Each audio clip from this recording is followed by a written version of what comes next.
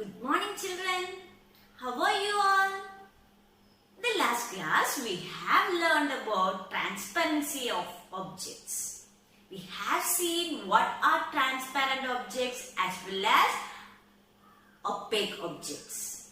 Now you are able to identify some transparent and opaque objects. Okay, let me show some objects. Look at this paper. This is a plastic paper. Is it transparent or opaque? Yes, you are right. It is a transparent material. Why do you say so? It is because we can see through this plastic sheet. So it is a transparent material. See, here we have to specify something. That is, we can see through it clearly.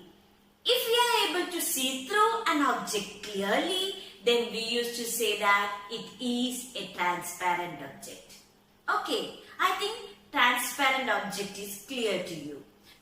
Look at this cardboard sheet. Is this transparent or opaque? Yes, you are right. It is an opaque object. Why do you say so? It is because we cannot see through it. If we are looking through it, you cannot see the other side of this cardboard. So, it is an opaque object. So, opaque objects are objects through which we cannot see the other side. So, the object through which we cannot see are called opaque objects. And you can list out a lot of opaque objects. I think you all are clear with transparent and opaque objects. Okay, now let's move on to another substance. Look at this plastic sheet. Is this transparent?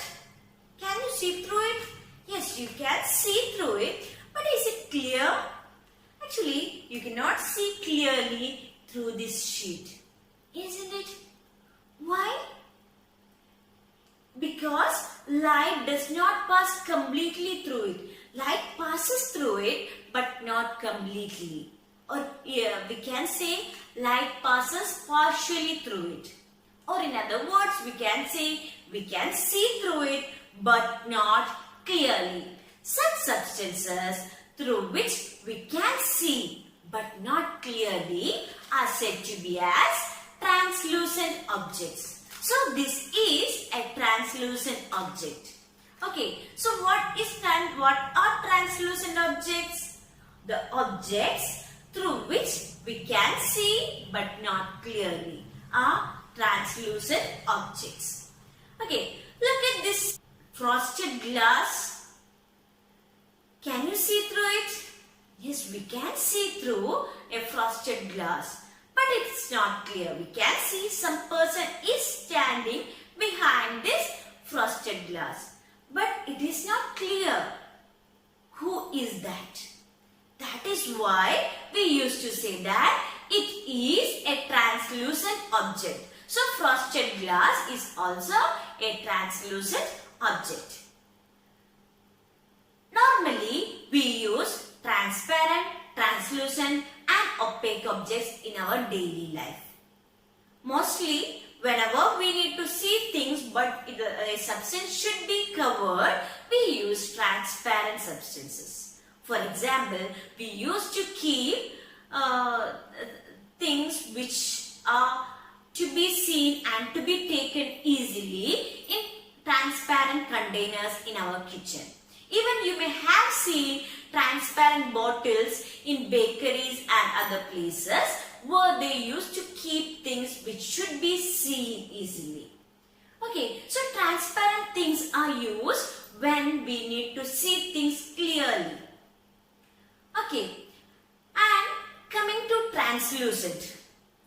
In your house, you may have seen translucent glass in your bedroom windows. Why do we use translucent glass over there? It is because light passes through it. So there will be light inside the room. But we cannot see clearly through it. So there will be light inside the room as well as the privacy of the room will not be broken. We can see but not clearly. So the person outside the room cannot see the things inside the room. So it will be very comfortable for us. That is why we prefer frosted glass or translucent glass in the windows of our bedrooms. Okay. Now opaque things are also there around us. See the walls of your house. The walls of your house is made up of bricks, which is opaque. That is why all the things inside the home is not seen out. Only the windows allow the light to come in. Isn't it? Okay, now I think you understood about transparent, translucent and opaque objects. Now I would like to share a video with you. In this video you can see a glass bridge. Okay, it is made up of glass and glass which is transparent. Okay, go through the video.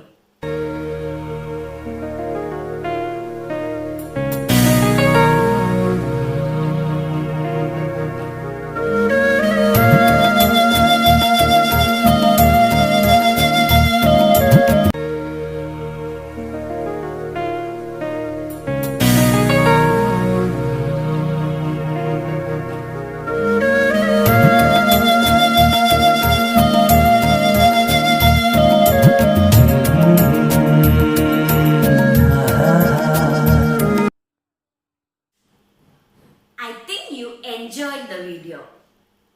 So in this class we have learned about transparent, translucent and opaque objects. I think you are able to identify any object as transparent, translucent and opaque. With this, we come to the end of the chapter, sorting materials into groups. Thank you.